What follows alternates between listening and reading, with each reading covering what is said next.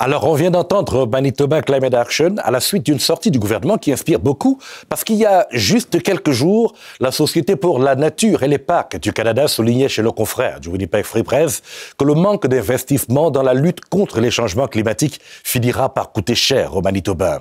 J'en parle ce soir avec un spécialiste en économie de l'environnement de l'Université de Sherbrooke qui, d'ailleurs, conseille le gouvernement du Québec sur les changements climatiques.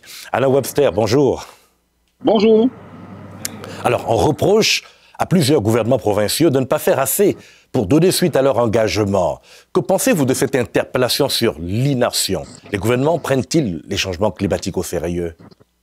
J'aurais tendance à vous dire que le terme provinciaux est peut-être de trop dans la phrase parce que tous les gouvernements n'en font pas suffisamment. Et dans le discours que nous avons présentement, y compris en termes politiques, on ne semble pas prioriser cet enjeu, pourtant fondamental. Il y a à peine quelques mois, c'était à la COP28, ce bilan mondial de l'action climatique, et le message était très clair. Nous devons en faire beaucoup plus vite, parce que la fenêtre, la capacité, l'opportunité pour réduire ces émissions de gaz à effet de serre dans un délai raisonnable se réduit très rapidement.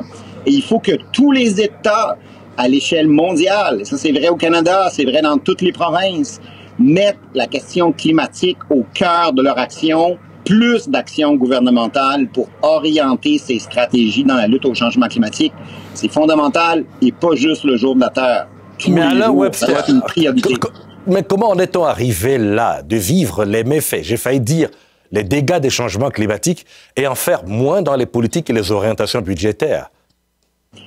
On a aussi un des plus grands défis de l'histoire de l'humanité, sortir littéralement de l'énergie fossile pour pouvoir développer une façon de répondre à nos besoins énergétiques dans laquelle on va émettre peu ou pas de gaz à effet de serre. Donc, c'est clair que le défi est énorme, mais en même temps, la situation que nous vivons est assez claire.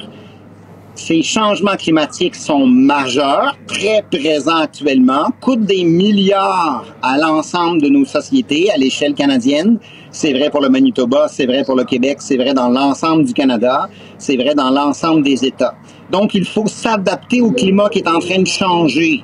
Et ça, c'est assez clair. L'Institut climatique canadien nous dit, chaque fois qu'on intervient pour s'adapter à ce climat, qu'on met en place des mesures pour être capable de prendre en compte les enjeux en matière de sécheresse, d'inondation, on va faire des gains.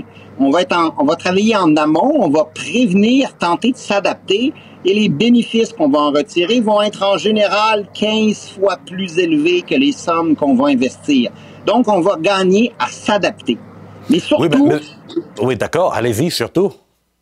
Surtout, il faut être capable de limiter ce réchauffement climatique en fonction de l'accord de Paris, c'est-à-dire réduire les gaz à effet de serre pour qu'à l'horizon 2045, selon l'Agence internationale de l'énergie, des sociétés comme la nôtre au Canada deviennent carboneutres du point de vue énergétique. Et donc, pour faire ça, ça signifie qu'on doit massivement intervenir dans cette transformation. Plus d'éco-fiscalité, plus de tarification carbone, plus de mesures gouvernementales pour favoriser cette transition. Et c'est pas le message qu'on entend. Mais si on le fait pas... Mais en même temps, Alain Webster, il y a le contexte qu'on ne peut pas occulter. On comprend que le coût de l'inaction est supérieur au coût de la prévention, comme disent tous les rapports. Mais est-ce que le problème n'est pas au niveau des priorités, de ce qu'on gagne exactement dans un contexte difficile comme celui que le monde traverse en ce moment? Vous avez tout à fait raison. En matière de priorité, là, ce qu'on a comme enjeu, c'est le très court terme. Est-ce que le prix de l'essence va, oui ou non, augmenter de 3 sous le litre? Et là, on est en train de regarder à très court terme qu'est-ce qui se passe. Mais on a publié il y a quelques jours dans la revue Nature une étude sur les coûts des changements climatiques avec un message assez clair à l'échelle mondiale, et c'est vrai pour le Canada. Globalement, actuellement, les conséquences en matière de changement climatique amènent des coûts qui sont 6 fois plus élevés que les sommes nécessaires pour décarboner nos sociétés et limiter la température à 2 degrés Celsius. Les coûts actuels en matière d'inondation, en matière de sécheresse, en matière de feux de forêt, en matière de mortalité, de morbidité associée au changement climatique sont énormes présentement parce que on est trop centré sur des actions à très court terme, le prix de l'essence demain matin, et on oublie dans nos politiques publiques, mais dans nos actions aussi individuelles, que quelque part il faut réfléchir dans ces enjeux de long terme et se demander comment aujourd'hui on transforme nos sociétés pour qu'on puisse léguer aux générations futures, à nos enfants, une société qui est encore viable dans les prochaines décennies.